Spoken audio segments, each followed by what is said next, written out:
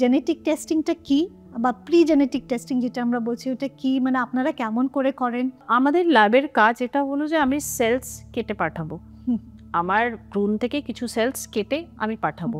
সেই সেল কাটা থেকে আপনি যতগুলো আপনাদের লিস্টেড টেস্ট আছে যেটা আপনি করতে চাইছেন সেইগুলো টেস্ট আপনি পারফর্ম করতে পারবেন ওইখানে।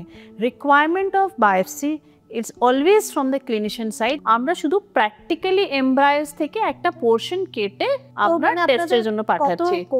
সেলস ওরা দিচ্ছে? এটাও একটা ভালো কোয়েশ্চেন, বিকজ এটা ডিপেন্ড করে এমব্রিও কোয়ালিটির উপরে। আপনি যদি আমায় বলেন যে এই পেশেন্টের বায়োপসি হবে, আমি তখন ব্লাস্টোসিস্ট কালচার করে দেখলাম যে yes the patient is prone to miscarriages because the quality of blastocyst যেটা ফর্ম হচ্ছে সেটা একটা উইক ব্লাস্টোসিস্ট। আমার মিনিমাম 5 to 6 সেলস লাগবে যেটা আমাকে অ্যাম্পলিফিকেশনের জন্য দরকার হয়। আপনি যে কোনো টেস্ট করবেন ডিএনএ অ্যাম্পলিফিকেশনের জন্য আপনার ওই 5 to minimum 6 সেলস আমার লাগবেই লাগবে। যখন আমি জোনা কেটে দিচ্ছি তখন আমি ম্যাক্সিমাম দেখছি যে সেলসগুলো এখানে যেটা আছে পুয়ার আছে, যেটা ইমপ্লান্ট করার ক্ষমতাই রাখছে না, তো সেটা জেনেটিক্যালি নর্মাল নেই, এমনিতেও দেখতে পাচ্ছি। অ্যান্ড হতে পারে তার জন্য এমব্রিও কোয়ালিটির জন্য পেশেন্টের মিসক্যারেজ বারবার হচ্ছে যেটা ধরা পড়ছে না। It depends from clinic to clinic, যে গ্রেডিং যেটা আছে গ্রেডিংও ডিফার করে।